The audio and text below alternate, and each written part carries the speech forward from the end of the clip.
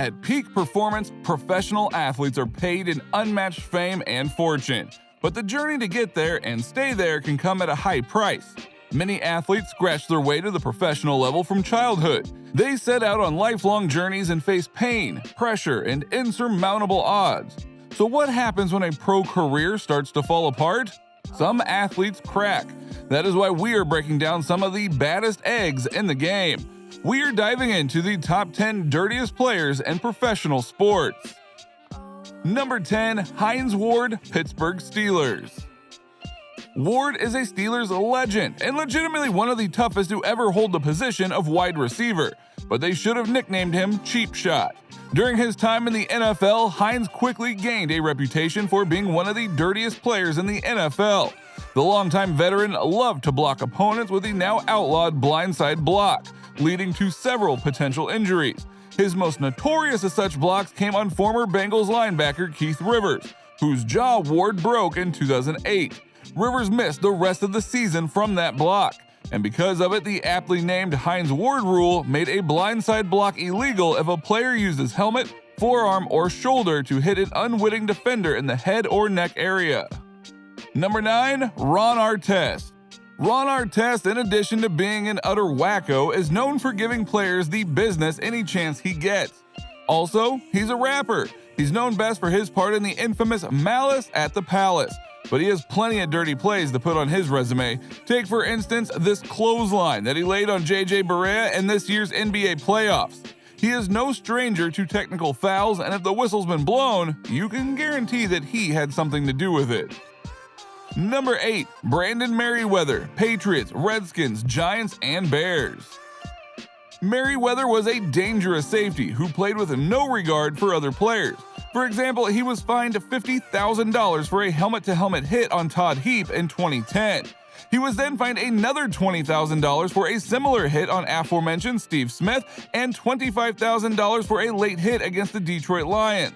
Later in his career, when he signed with the Washington Redskins, he was suspended for 2 games after illegal hits on Chicago Bears Brandon Marshall and Alshon Jeffrey. His response to the hits was shocking as he claimed, "I guess I just gotta take people's knees out. That's the only way. I would hate to end a guy's career over a rule, but I guess it's better for other people than me getting suspended for longer. You just have to go low now, man. You've gotta end people's careers. You gotta tear people's ACLs and mess up people's knees. You can't hit them high anymore." Clearly, no one taught Meriweather how to play nice as a child. Number 7, Bobby Clarke. Hockey is known for being a dirty sport. In fact, fights breaking out on the ice are openly acknowledged as being par for the course.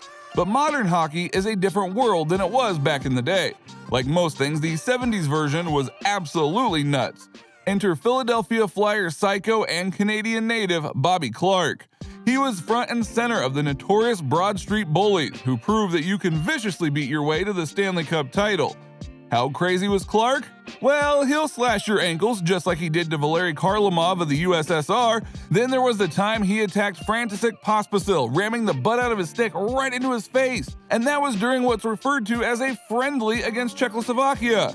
Also, as far as we can tell, Clarke really hated wearing a helmet. Number 6, Jack Tatum, Oakland Raiders.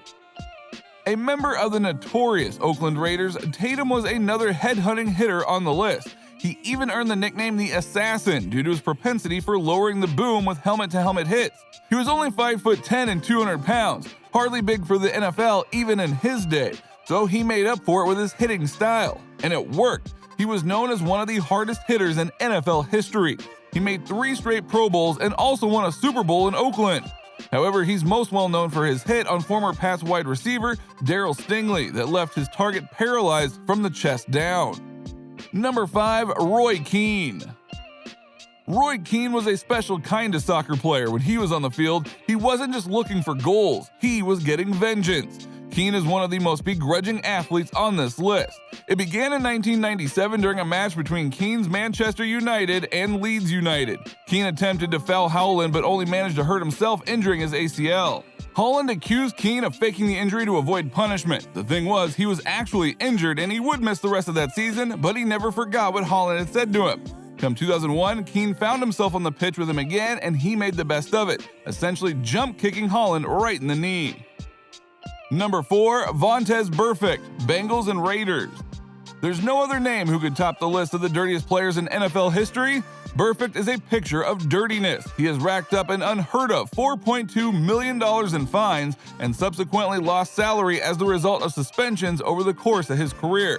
But all of that pales in comparison to his disgusting 2016 hit on former Pittsburgh Steelers wide receiver Antonio Brown that cost the Bengals a playoff win. The illegal hit came on a 4th and long and was completely unnecessary, but it concussed Brown and got Burfict suspended. The Bengals have not won a playoff game for 28 years, and that was their best chance by far. Oddly enough, Brown and Burfict are now teammates in Oakland of all places. That doesn't change the fact that Burfict is amongst the dirtiest players in NFL history.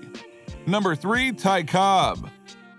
Just to preface Cobb's story, you should know that when he was only 19 years old, his mother shot his father dead. Only 3 weeks later, Cobb debuted in center field for the Detroit Tigers. Clearly, the Georgia Peach, as he was often nicknamed, wasn't going to let America's favorite pastime keep him from working some emotional problems out on the field. And that he did. Not only did Cobb become one of the greatest baseball players of all time, he also became one of the dirtiest athletes in history. It didn't take long before he became completely despised by his teammates. Rookie hazing had always been a part of the Tigers' routine, but not for Cobb. He wasn't on the team to play games. Well, he was, but you know what I mean. In fact, Cobb had a habit of using the spikes on his shoes as weapons. There was also the time that he beat down a fan with no freaking hands. That's right, this fan had no hands. This just might be the saddest, strangest, and craziest baseball legends out there. But jokes aside, Cobb was a pretty intense player and he has a very controversial history. While he may hold some of the best records in baseball, he certainly doesn't have the moral esteem to back it up. Number 2. Tanya Harding. The I, Tanya motion picture starring Margot Robbie drew attention to the figure skater who was a little more than meets the eye. While fans adored her bubbly and inspiring persona, she was almost always secretly scheming. But for those who competed against the Olympic silver medalist, she'll never be forgotten for her brutal and outright illegal tactics. Tanya took her competition personally and did everything she could to undermine her opponents. She hated her main competitor, Nancy Kerrigan, so Tanya and her husband hired a goon to make sure that Nancy had an unfortunate accident. So along came a man with a collapsible police baton who hit Nancy in the knee, effectively knocking her out of the upcoming skating event. Word got out that Tanya was behind the attack, and the rest is history. What's clear is there is no doubt that Tanya deserves one of the top spots on our list. Number 1. Bill Romanowski, 49ers, Eagles, Broncos, and Raiders. Romanowski was a powerful force who played linebacker with the utmost ferocity, but he took that a bit too far more often than not. He was known for repeated cheap shots and late hits. Perhaps his most notorious dirtiness, however, came when he was repeatedly accused of being racist. The incidents that prompted the accusations were when he kicked running back Larry Centers in the head and spat on San Francisco receiver J.J. Stokes.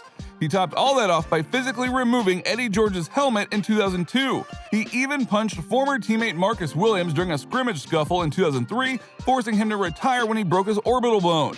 These days, Romanowski considers himself lucky that he's not in the league anymore. There would be a whole group of players lining up to get a shot on him. Luckily, there is no doubt that Romanowski will be forgotten in the NFL history books as he wasn't much of a player to begin with. If you enjoyed the video, be sure to like, comment, subscribe, and hit that notification bell so you don't miss out on any new content. This has been our breakdown of the top 10 dirtiest players in professional sports.